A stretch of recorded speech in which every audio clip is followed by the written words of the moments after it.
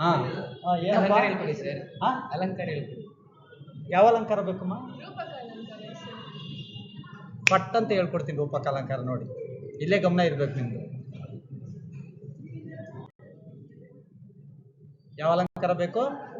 ರೂಪಕ ಅಲಂಕಾರ ಸ್ಕ್ರೀನ್ ಮೇಲೆ ಬಂದಿದೆ.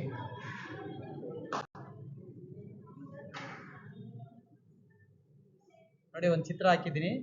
ಅದು ಅರ್ಜುನ ಮತ್ತೆ ಉತ್ತರ ಕುಮಾರ. ಇನ್ನೊಂದು ನರಿ ಆಯ್ತಲ್ಲ. ಯಾವ್ದು ಹಂಗಾದ್ರೆ? ನಾಡ ನರಿ ಅನ್ನೋ ಒಂದು ಪದವನ್ನು ಇಟ್ಕೊಂಡು ನಾವು ನಿಮಗೆ ರೂಪಕ ಅಲಂಕಾರವನ್ನು ಹೇಳ್ಕೊಡ್ತಾ ಇದ್ದೀನಿ. ಯಾವುದೇ ಪೈಯ ಮೇಲೆ ಇದು ಸೆಕೆಂಡ್ ಲ್ಯಾಂಗ್ವೇಜ್ ಕನ್ನಡ.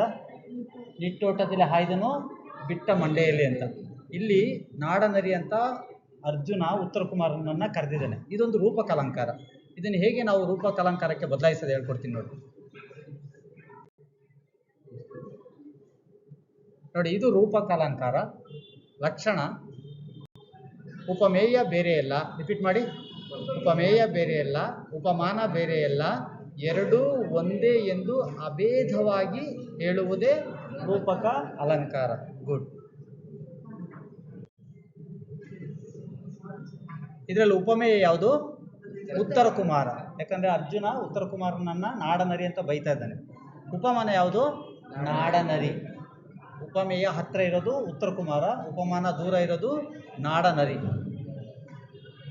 ಇದನ್ನ ಹೇಗೆ ಸಮನ್ವಯಗೊಳಿಸೋದು ನೋಡಿ. ಎರಡು ವೀಲ್ ತಿರುಗ್ತಾ ಇದೆ ನೋಡಿ ಈ ಕಡೆ, ಅದನ್ನೇ ಗಮನಿಸಿ ಸ್ವಲ್ಪ. ನಾನು ಹೈಲೈಟ್ ಮಾಡ್ತೀನಿ ನೋಡಿ. ಈ ಸಾಲಿನಲ್ಲಿ ಉಪಮೇಯವಾದ ಉತ್ತರ ಕುಮಾರ ಬೇರೆಯಲ್ಲ, ಅಲ್ಲಿ ಸ್ಟಾಪ್ ಮಾಡ್ಬೇಕು. ಉಪಮಾನವಾದ ನಾಡನರಿ ಬೇರೆಯಲ್ಲ, ಎರಡೂ ಒಂದೇ.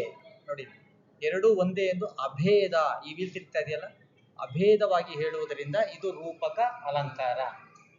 ಗೊತ್ತಾಯ್ತಲ್ಲ? ಪಟ್ಟಂತ ರೂಪಕ ಅಲಂಕಾರ ತಿಳ್ಕೊಂಡು ನೆಕ್ಸ್ಟ್ ಇನ್ನೊಂದು ಕ್ಲಾಸಲ್ಲಿ ಯಾವ ಅಲಂಕಾರ ಹೇಳ್ಕೊಡ್ತೀನಿ? ಉಪಮಾಲಂಕಾರ. ಓಕೆ ಆಯ್ತು, ಕ್ಲಾಸ್ ಮುಗೀತು.